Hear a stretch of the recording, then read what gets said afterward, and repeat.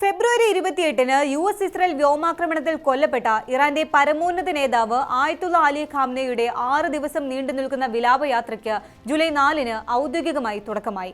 ചരിത്രത്തിൽ സമാനതകളില്ലാത്ത ഒരുക്കങ്ങളാണ് ഇറാൻ ഭരണകൂടം നടത്തിയിരിക്കുന്നത്. കണ്ണീരോടെയും പ്രതികാര മുദ്രാവാക്യങ്ങളോടെയും ദശലക്ഷക്കണക്കിന് ജനക്കൂട്ടം തങ്ങളുടെ നേതാവിന് വിട ചൊല്ലാൻ തെഹ്റാനിലേക്ക് ഒഴുകിയെത്തി. ഭൗതിക ശരീരം 3 ദിവസം ഗ്രാൻഡ് മൊസേലയിൽ പൊതുദർശനത്തിന് വെക്കാനാണ് തീരുമാനിച്ചിരിക്കുന്നത്. ഖാംനെയുടെ സംസ്കാര ചടങ്ങുകളെക്കുറിച്ച് വിശദമായി അറിയാം. സ്വാഗതം ഇൻഡെപ്തിലേക്ക്.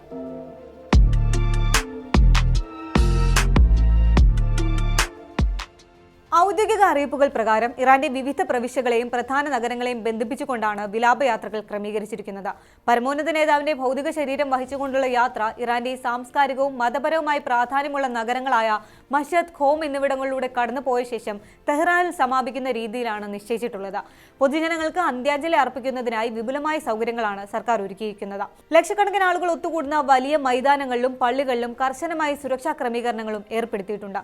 ഇറാൻ റവല്യൂഷണറി ഗാർഡ്സും പ്രാദേശിക പോലീസും ചേർന്നാണ് ചടങ്ങുകൾ നിയന്ത്രിക്കുന്നത്. രാജ്യം മുഴുവൻ കറുത്ത പതാകകളും ബാനറുകളും ഉയർത്തിയിട്ടുണ്ട്. ഭൗതിക ശരീരം പ്രത്യേകമായി തയ്യാറാക്കിയ സുതാര്യമായ ഒരു ഗ്ലാസ് പെട്ടിയിലാണ് പൊതുദർശനത്തിന് വെച്ചിരിക്കുന്നത്. അദ്ദേഹത്തിന്റെ 14 മാസം മാത്രം പ്രായമുള്ള കൊച്ചുമകൾ സഹറ മുഹമ്മദിയുടെ ശവപേടകവും ഇവിടെ പ്രദർശിപ്പിച്ചിട്ടുണ്ട്. ഹാളിനുള്ളിൽ പൂർണ്ണമായും നിശബ്ദതയും പ്രാർത്ഥനാ നിർഭരമായ അന്തരീക്ഷമാണ് നിലനിൽക്കുന്നത്.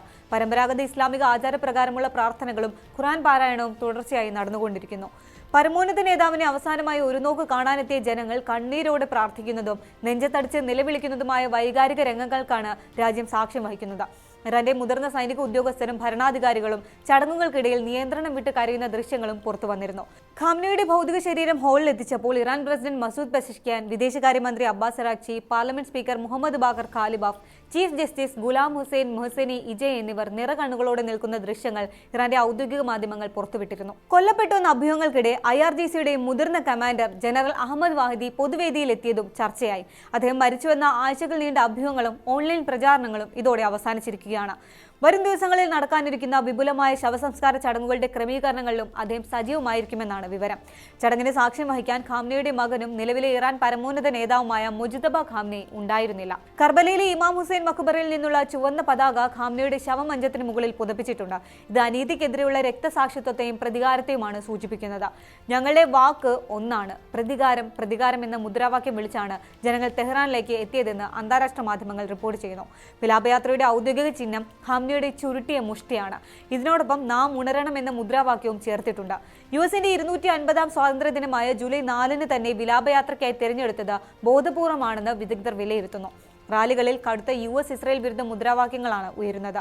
അടുത്ത ആഴ്ച ഖോമിലും മഷദിലും വലിയ വിലാപയാത്രകളും ഇറാഖിൽ പ്രത്യേക ചടങ്ങുകളും നടക്കും.